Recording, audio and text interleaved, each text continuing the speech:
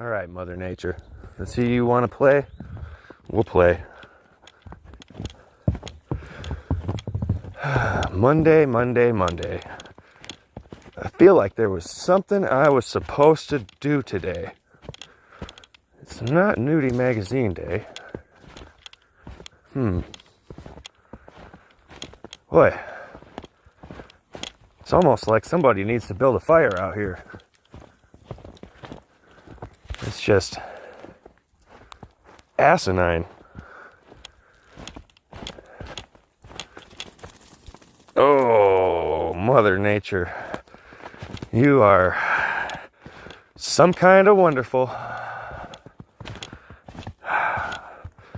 So, I guess this is a good time to tweak the arrangement that we have made, both you and I. Our viewer slash producer relationship depends heavily upon honesty and interest. So let's broaden things just a little bit here, since we have found ourselves in such an optimal position to illustrate a key point. I know when I started, I said that I would do a fire using a different method each time. But I think that it's also important to demonstrate using certain skills to light fires under different situations as well. And a late spring blizzard is probably a good place to start that branch. So, for today's fire start challenge, I've decided that we're going to get snow down our shirt. For one, Mother Nature's got some aim.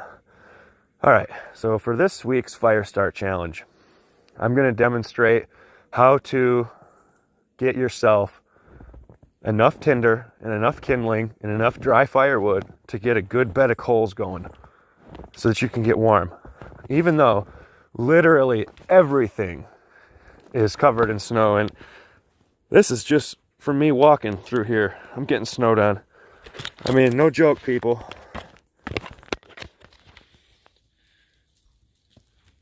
Like, look at this. All these branches are just sagging. This is really heavy, wet, like packable. And it's freaking smashing all over the place. Like I just hit my phone with it. Sorry for the noise. But I know it's water resistant, but I'm still not trying to go there to that extent. So, wow, good thing I moved away from there. I feel a lot safer under these little maple saplings than I do these older beech trees. I mean, look at this. It's a leaner. And, usually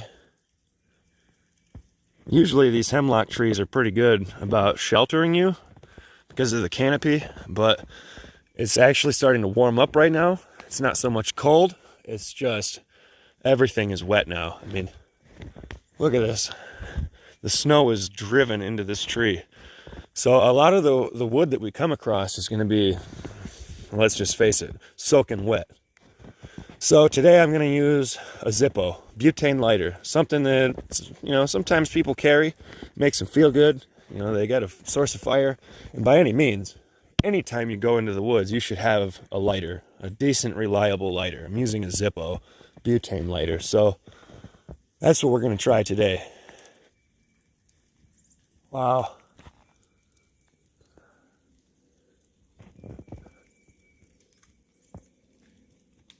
Everything's starting to thaw and melt, so it might look like it's snowing, but this is all literally falling out of the trees. So, challenge number 1. Can you start a fire when there's snow and water and ice and everything melting on everything around you and literally falling from the sky? I mean, a decently aimed little plop from a snowball falling out of a tree like that would be enough to kill a fire that was just barely starting. So a few things to consider there. One, everything's going to be wet. Like this right here. Like this is actually probably still alive. I think I see little buds that might have got zapped from this cold snap. But like this is a good hemlock for my tinders. If you look at these real fine branches that I always talk so highly of, they are soaked. So we're gonna have to do some hunting and do some figuring and try and assimilate what we can use to keep us warm. And I hear shit falling behind me. Yeah. All right. So I'm gonna go hunting for tinder and kindling now.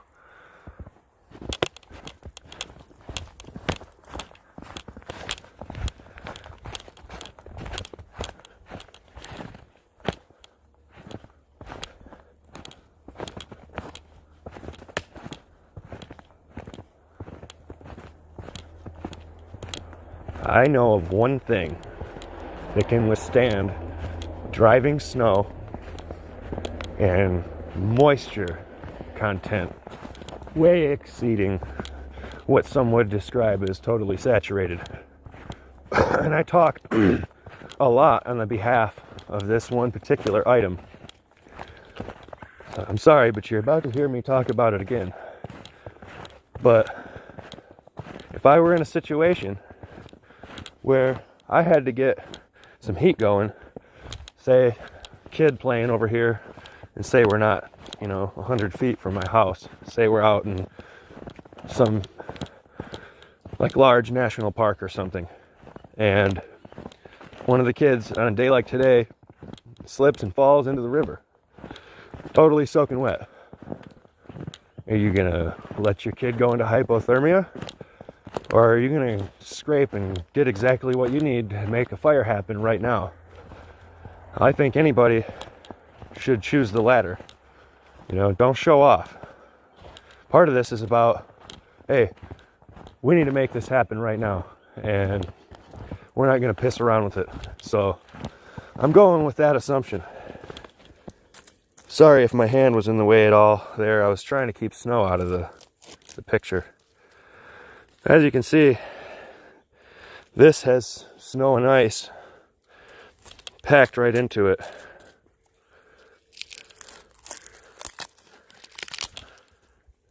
Taking caution not to go too deep. Oh yeah, this right here, guaranteed win. But that's only for getting your flame to take off. We still have the chore of finding the right wood to get a fire going, to get it to coals. You're not going to succeed in starting a fire if you don't have a coal base at the point in time that your tinder begins to start to fade. If you don't have some coals by then, your fire is going to go out, especially on a day like today. It might be worth doing some research on the difference between hydrophilic, I believe, and hydrophobic plant life. The difference is the cellular structure of one, the hydrophobic, actually repels moisture naturally.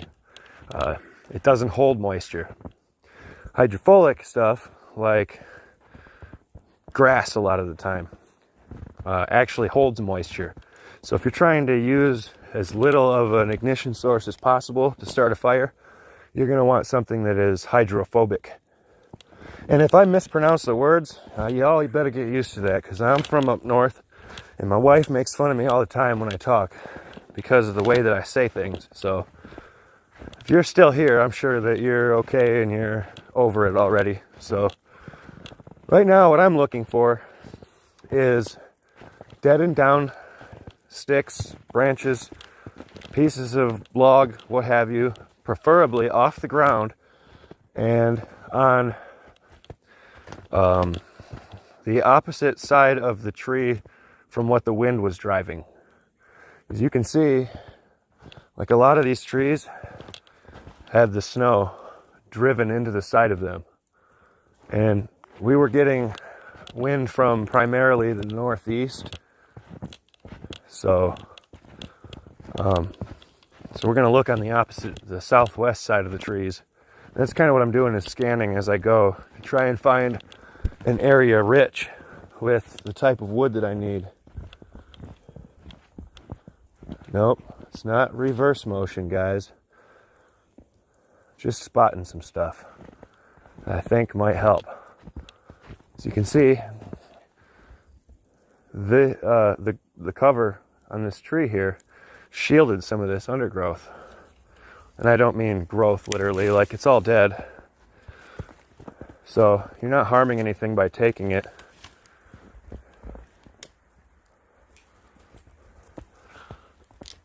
This one got a little wet, but we might be able to work with it yet. All right, moving along.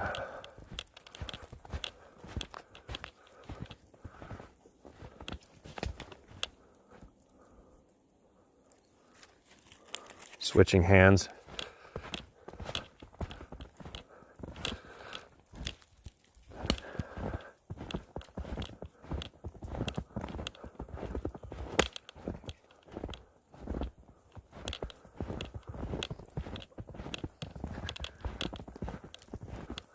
Here's another one.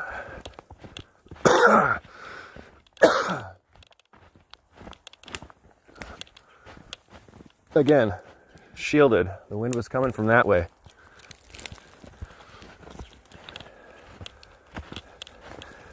Some of you may have the question in your mind of, are the materials he's gathering hydrophobic or now damn, I forgot the word I used. Oh well.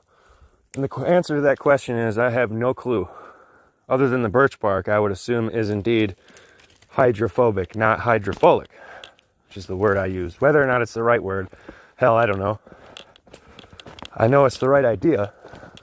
The word is just a way that I get that idea to you. Once it travels to your brain, it gets out of that vehicle called a word and enters the idea zone. So, I've got tinder, kindling. Now I need some wood of substance to build a bed of coals. So, this area seems like a zone where you might not see a lot of falling snow. So I'm going to deposit what I found here while I go grab a bundle of firewood. I'm going to try and keep it off the ground as much as possible while I go grab some larger stuff.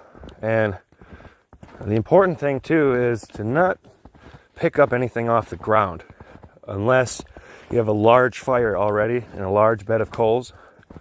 You're going to want something like this, where it's hung up in a tree. Yeah, it might have had some snow on it from the last storm, but it hasn't been sitting on the wet ground soaking. Damn. Getting my phone all wet again.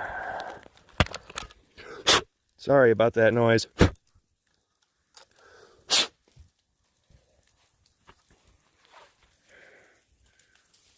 Really getting snowy.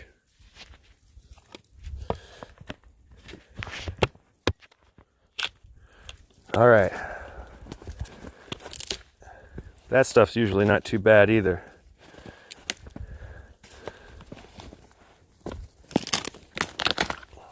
All right. This should be enough to demonstrate my point.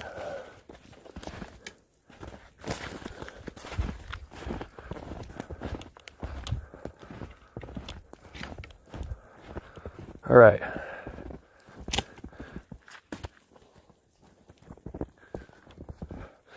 We're going to film on this tree. Got my trusty bag of necessary filming gear. Let me get my state-of-the-art mobile tripod unit. And what I'm going to do is wrap her around the tree like that. And as you all know by now, I have the OtterBox case. So what we're gonna do is hook it up just like that. And then I'm gonna put my camera back in here, like so.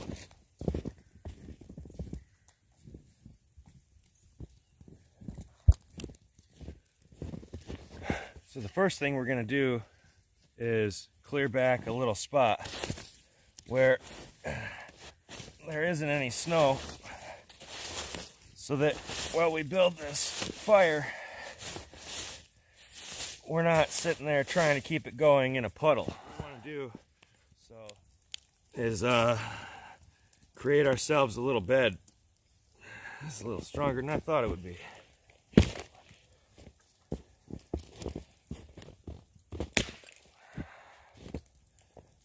All right. So this is our foundation. This is what's going to keep our delicates up off the ground.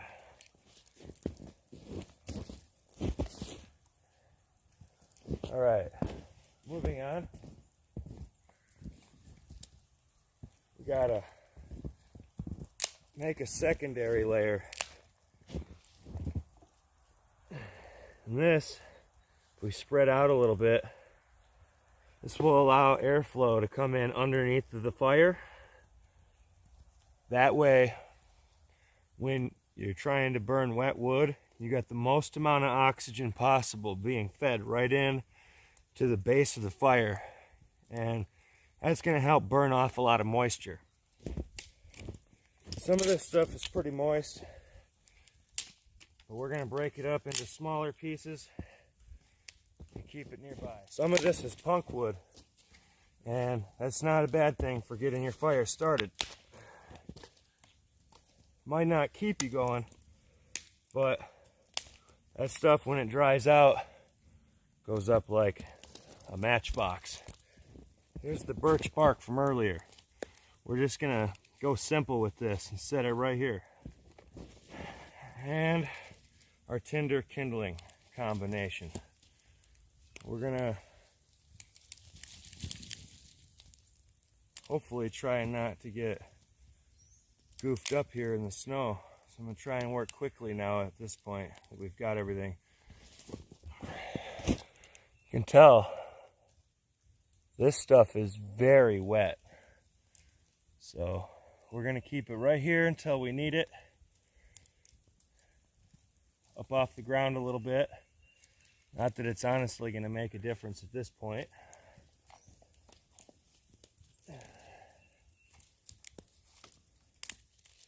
Just busting off these tops. We're not going so delicately about it this time. I will be using a lighter, and that's enough birch bark there to, definitely kick some flames into high gear.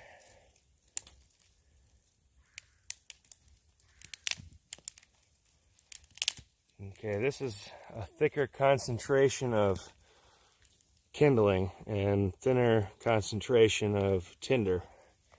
So we're going to set that over here along with this when we get it broke up. And I do that because when you have your tinder, as in this tinder, your tips, those tend to go up really fast, and having a little bit of them mixed in with your kindling helps it what's it called, helps it convert from a small fire to a larger fire. So all right, guys and gals and everyone else in between,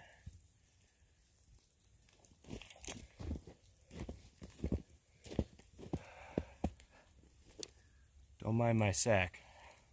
Now, we're gonna arrange this in such a way that we get her going without any problems. And start these little curls and fine shreds first. Those will only take a second to dry off and begin to ignite. All right. As promised, as delivered, we're using a butane Zippo. Now, this might seem kind of like a sissy challenge compared to some of the others, but I tell you, there's wetness everywhere. I don't know if you can see the spots on my glasses where the snow hit and melted, but I'm an advocator of, if you have something, use it. Don't try and show off and freeze to death. Now, I'm in no danger of that right now, by any means, but somebody pointed out to me, it's very important to encourage people to have the basics with them before they go out with nothing but a ferro rod or a book of matches, you know.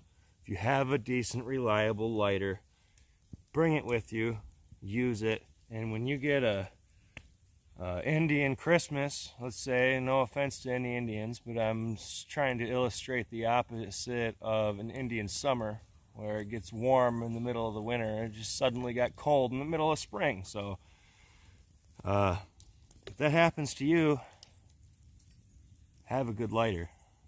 Know how to gather tinder and light it even when it's wet. I thought we were about to get showered with some falling snow. Here we go, folks.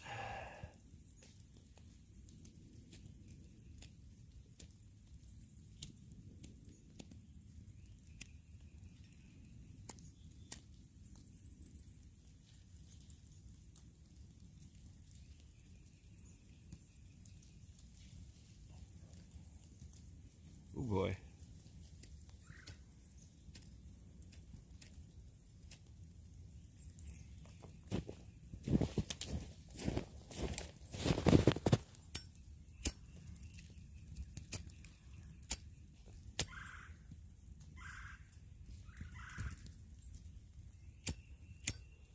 I think my lighter got wet.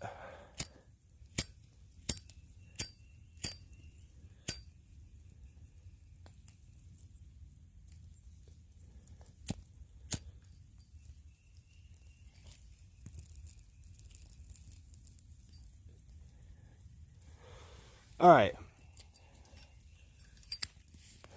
So either my lighter's out of fluid or I got the flint or the wheel wet. Could happen to anybody. And you know me, I'm about preparation. I have a backup. I keep it in a case so that it stays dry.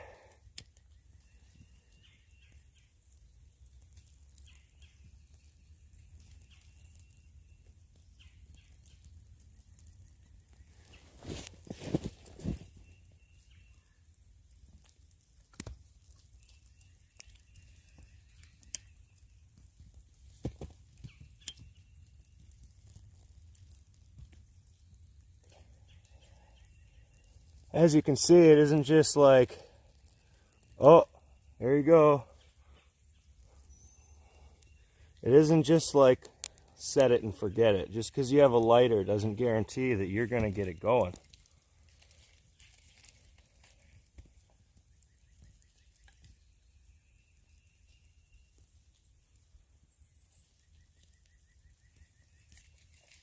Alright, so good thing about birch bark is it comes in layers. You can peel some of them layers back and notice that it's a little bit drier.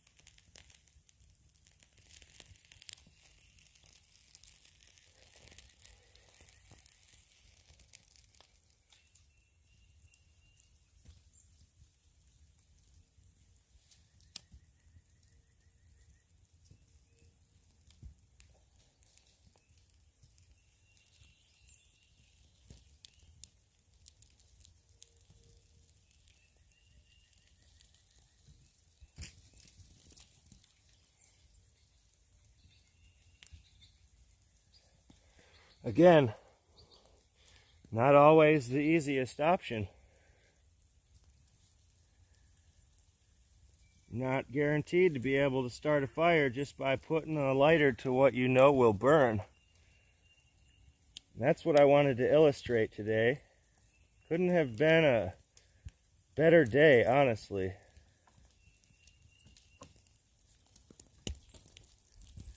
All right, we're not gonna smother it until we know it's not gonna go out.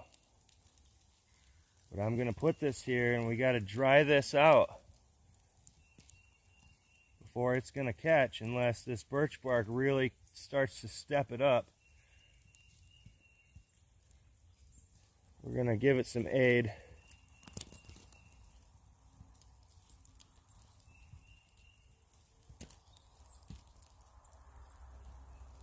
Really got to get this going. I mean, what if it was your life at stake? I believe most people should be good and practiced at this kind of thing, in case they ever find themselves in a situation where they need to utilize these skills. We got a little bit of a flame going.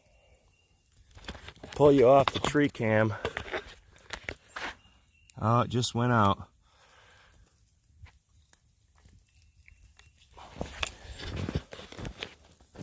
All right. If it's shaky, please forgive me. I'm holding it in my hand now.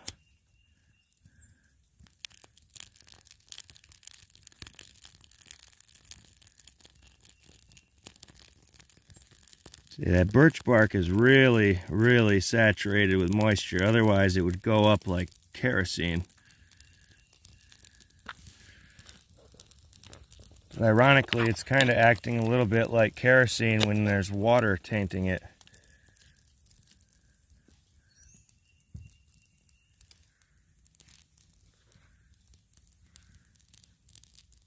Got to get that tinder going if we're going to get a fire.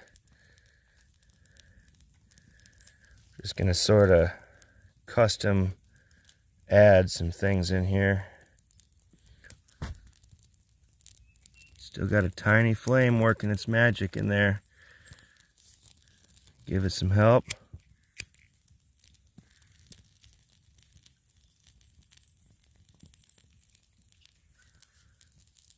So right now, if your kid fell in the river and there's no way you can get to shelter, this is the only hope you have. Right now, they're huddling over you, trying to get warm over this itty-bitty flame. And with every second that it grows, you're starting to feel a little bit more comfortable with the fact that they're out here cold and wet.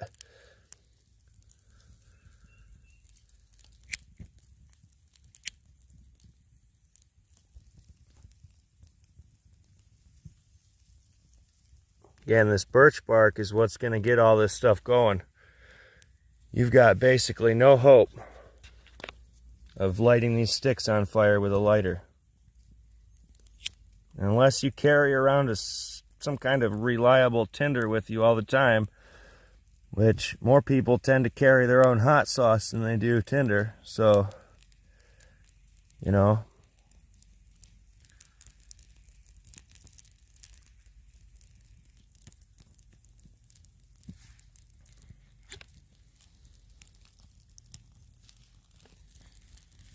just shifted the pile a little bit to try and be under the fire. And at any moment, this could just get squashed out by a falling chunk of snow. So I'm trying to sort of shield it from that if I can.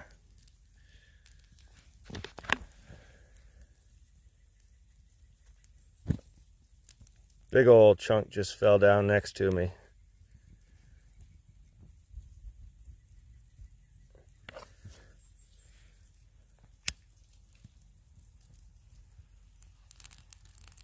And this is a process. You have to get enough dried out to make some coals.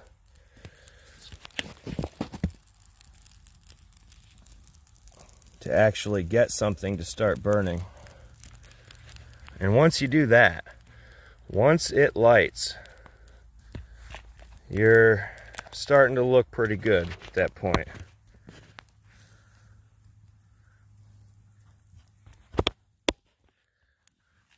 So I'm going to attempt to help it along.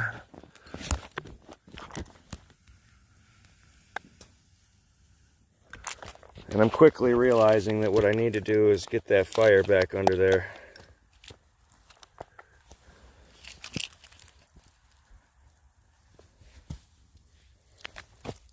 Come in from the back. Different lighter, by the way.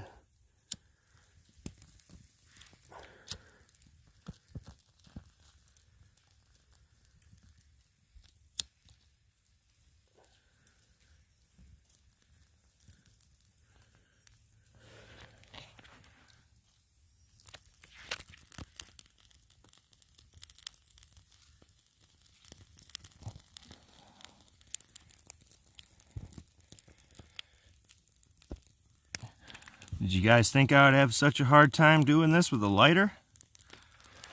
Honestly, I thought I'd have it going by now. But that's why you should be prepared, because most people do think they'd have it right at the get-go. Like, oh yeah, not a problem, I got a lighter. Give me that paper bag. We'll get this sumbitch going, and then half an hour later you're siphoning gas out of your car to throw it on there and get it going.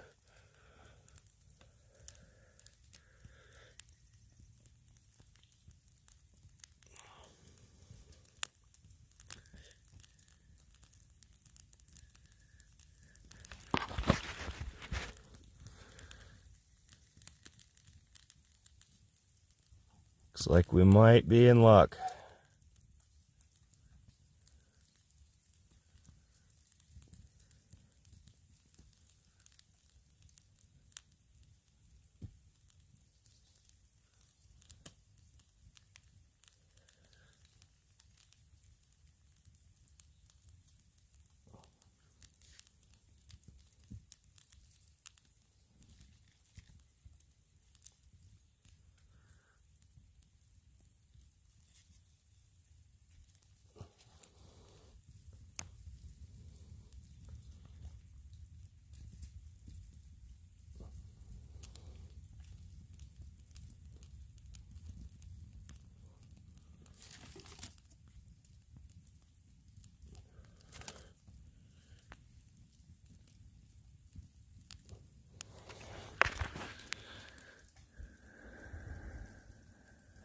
Now, lightly, we're going to blow on it.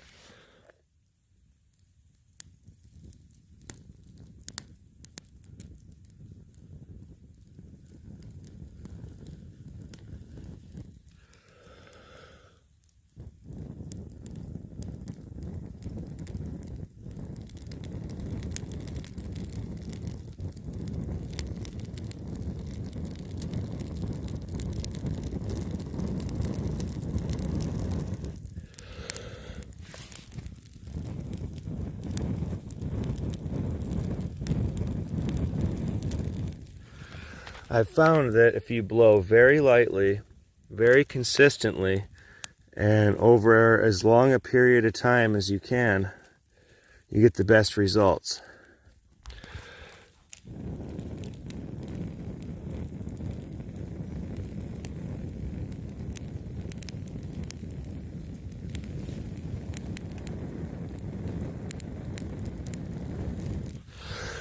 Whew. That was one breath.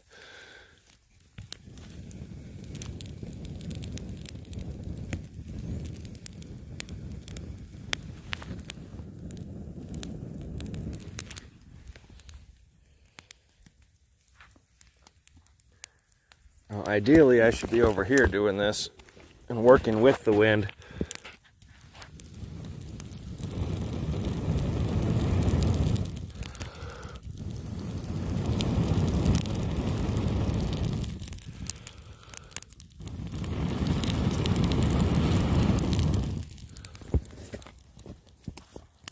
Now we can start adding some firewood.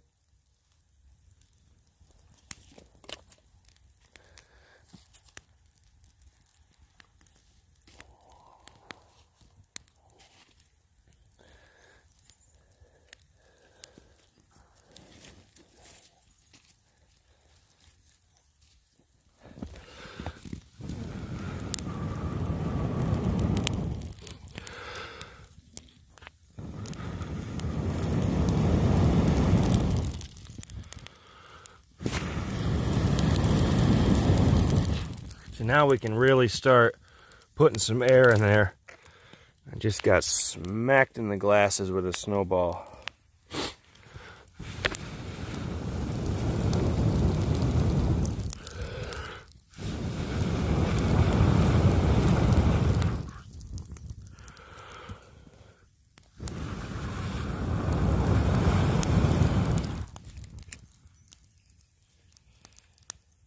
So we're gonna keep feeding this fire air. You can see the coals starting to work up good.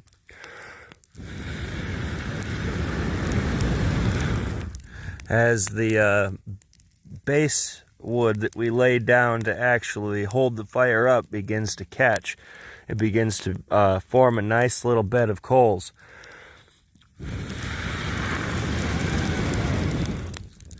And the good thing about it that way is that when they're spread apart like this, just a little bit, you're getting oxygen in there to feed them.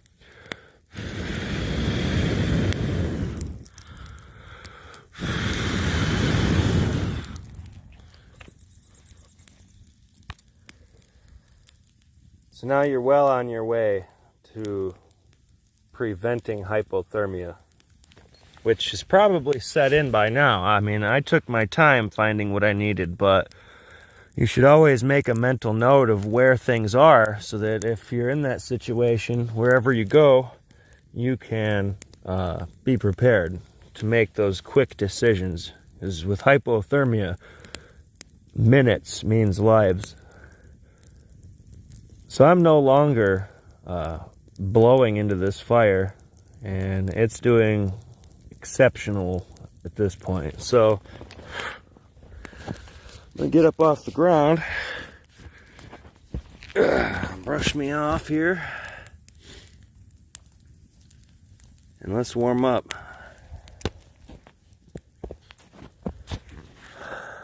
I know I do this a lot,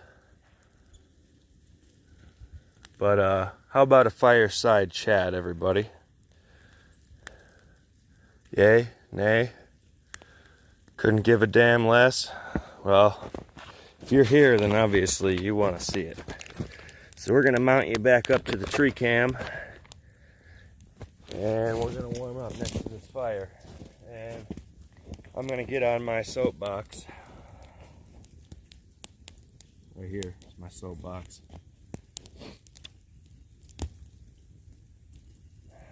Rest in peace, Brian. You were a damn good friend over the years. I know more so it has been childhood that my memories of you come up when I think about you. Childhood through teenage years. But I wish I'd have known, man, that you were struggling so intensely with your demons. I would have reached out more, or at least to help, maybe help make you more comfortable or help you hang on a little bit longer. A lot of people were devastated yesterday morning when they found out that, we'll just keep it on a first name basis, but when they found out Brian killed himself. He was a veteran. He was a bit of an outcast at times. He hung with people like me that didn't necessarily have a whole lot of friends. He hung out with the people that most people overlook. He had the most beautiful smile, like, no homo, but he had a good smile. He'd make you smile just by smiling. He was that kind of smile. Like, he looked like Ringo Starr. So, he was a veteran also. Not entirely sure which branch he served, but I know I talked with him about his service. Instant messenger, you know, it wasn't a face-to-face. We've had miles and miles between us since we both graduated or left school, you know, so I left the state for about 4 years. A lot of people I knew died in that time frame, but This just happened a couple of days ago, and you've been on my mind a lot, Brian.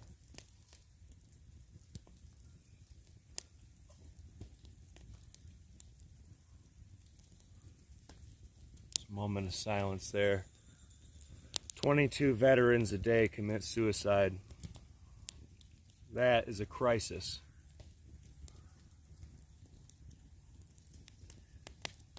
I don't know what one man can do but try and raise some awareness on this issue, because you don't want to be blindsided when it happens to you or someone you love. But there are resources, people. You can reach out. You can try and get help. You just have to admit that you're not capable of doing it on your own and you need help. Don't be afraid to feel like a burden, because I promise you that's not what it's going to be. Brian was the type of person that always smiled. He never knew that he had an issue. A lot like Robin Williams or Chester Bennington. And I think most of us knew Chester had some issues. Linkin Park, you know, it's out there. You can hear it, you can tell. But for some, it's a little bit less obvious. I think that if you see someone that smiles all the time, show that person some love, because I think they might be the ones really needing it the most. So, we love you, Brian. Hopefully we'll get to hang out in the by and by.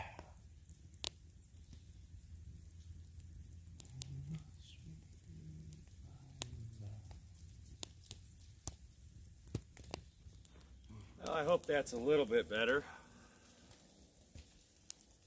I can't stay kneeling that long anymore. Been too fat for too much of my life.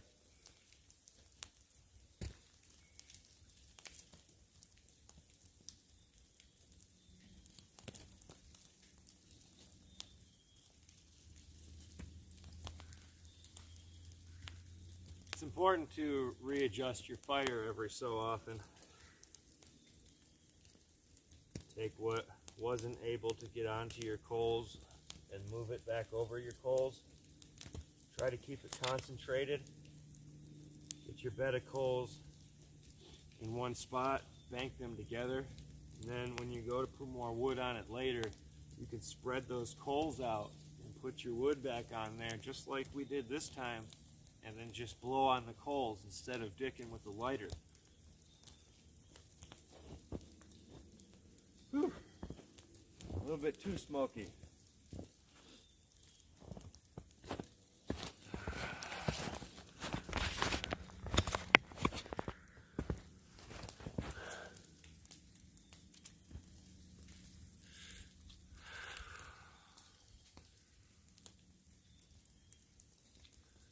So I got the news from an old friend about Brian. The news about Brian. I got it from an old friend yesterday morning. He called me out of the blue. And as soon as I knew he was calling me, I'm like, oh boy, somebody's dead. And I was racking my brain in the few moments before I answered of who is it? I couldn't think of anyone. And when I answered the phone, my friend was, and I haven't heard him speak. I've messaged him and I've followed him on Facebook. Haven't heard the man speak since probably high school, good 10 years ago. And I didn't even recognize his voice because of how much he was sobbing. I feel for you, bud. And Jacob, man, if you're watching this by some chance, just want you to know I'm thinking about you too, man. I know that you tried to stop it. I know you did everything that you could have.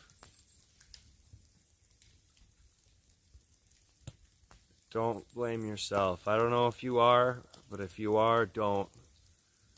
It's a place that some people can never come back from, and you don't need to go there.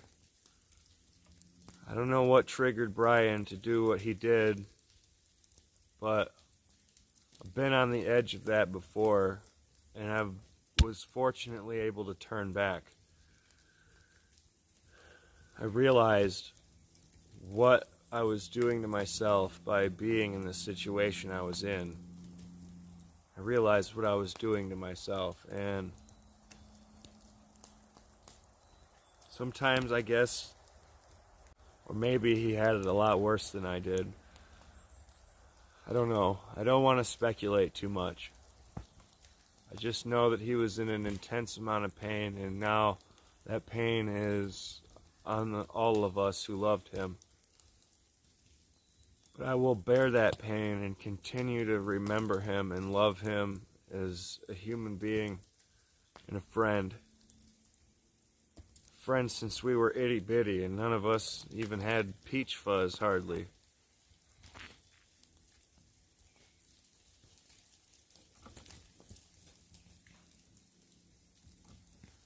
Just kept thinking to myself yesterday as I was processing the news, and the storm was just raging outside, and snowflakes the size of a nickel coming down, and you get 5 inches in an hour.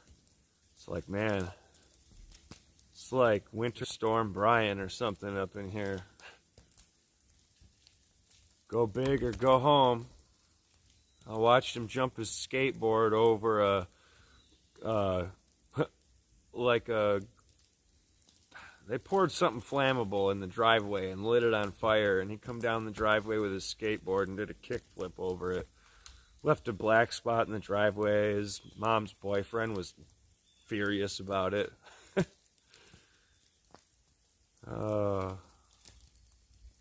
He was an interesting guy to be around. He liked skateboarding. He liked, Dragon Ball Z. We were into that big time. We liked to backyard wrestle a lot.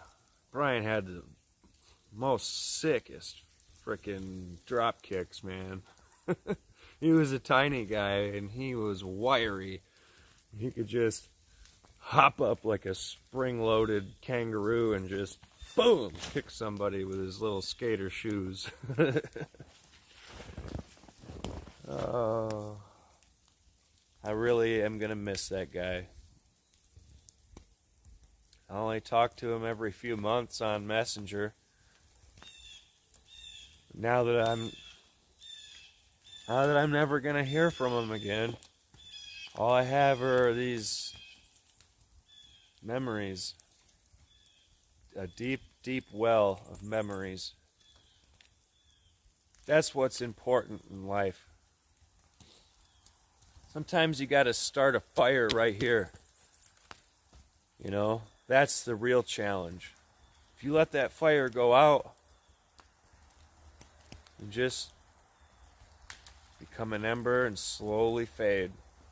And I think that's what happened to Brian, is his fire went out.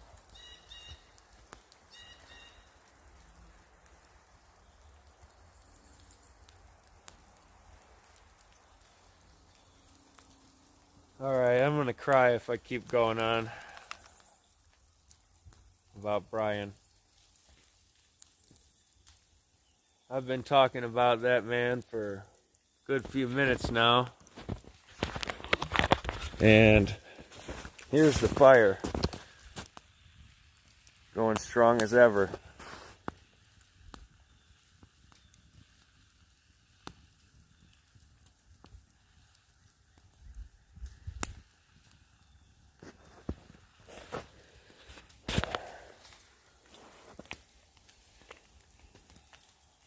All kinds of slop falling down right now.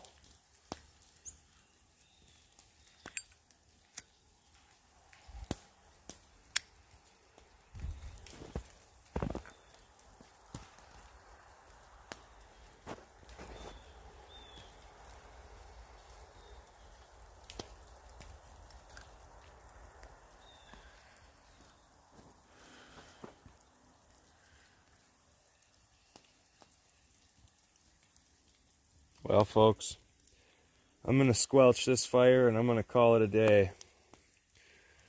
I'm just going to throw snow on it until it goes out. This is Adam Hundley from the Tree of Liberty Digest, coming to you saying that whenever you're finished with a campfire, it should be cool to the touch. Mission accomplished. Y'all have a great day and an even better week, and remember to love one another.